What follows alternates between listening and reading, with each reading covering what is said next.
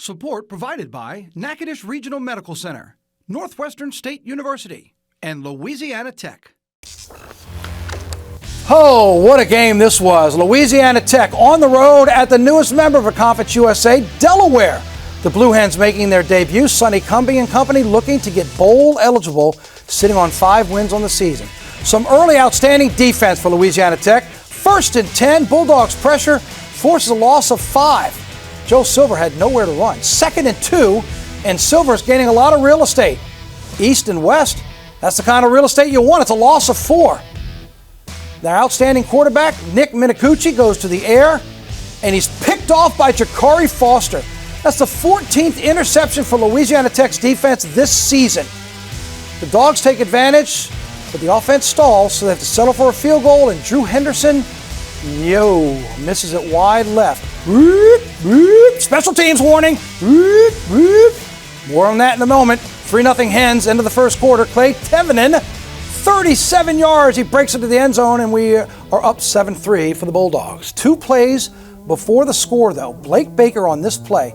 Watch as he goes down awkwardly. He would stay in the game to hand off the ball to Tevenin, who just scored. That's the last we would see of Blake Baker on the day. Second quarter, Evan Bullock's in at quarterback. He gets hit as he throws. He's picked off by Nate Evans. The defense holds. The Dogs get it back. They go for a field goal from 49 yards out, and it's still no good. It's 7-6. Louisiana Tech is up. Under a minute to play in the half. Look at this pass from Minicucci to Kyle Duplessis. Look at that catch. Leads to a field goal, so Delaware has the 9-7 lead at the half. So let's go to the third quarter.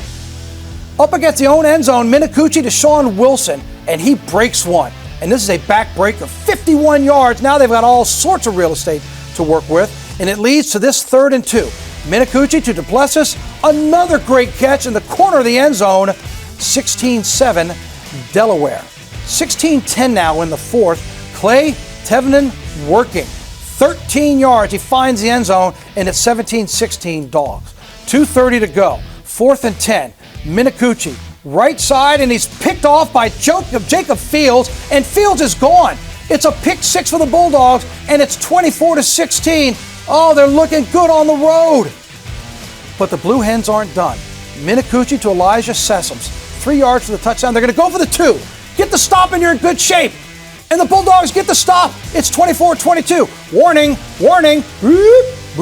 Special teams. Scott, there's the bounce.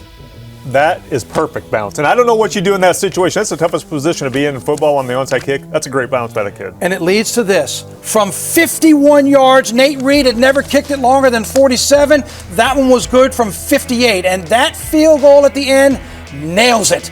And the Blue Hens come back and get the win, 25-24. Here's head coach Sonny Cumbie. Mathematically, it's really hard, and so that obviously is and was one of our goals. We want to try to get a bowl championship, and try to get to a bowl game, and so that's another one of our goals that's still out there for us to achieve. And we've got to make sure that we respond the right way with this and to bounce back, because this is a tough one, and but it doesn't get any easier. In the next 3, 2 of the next 3 are on the road, against good teams that are playing well, and then we've got a really good Liberty team coming home for our last game. So it'll be a big challenge for us down the stretch. I think that the players, I think they did a really good job of keeping their same demeanor and understanding that they had a job to do from the standpoint of execution, whether you had Blake in, Evan in, or Trey in. And so, I was pleased with us from an offensive standpoint, from that area. I thought that Clay and Wiggs ran the football extremely hard and physical and made big plays. I thought Andrew Burnett did a nice job when he came in. And we've got to be able to hit some of those shots when it's man to man. Whether it's the throw or the guys going up making a play with Evan. I think they're going to have to continue to find a rhythm with Evan and Blake, with both of those guys, as far as going through playing both of them, because that's what it's going to look like, moving forward. If Blake is out a significant amount of time, that's going to have to be our answer, and they're going to have to do a good job of that.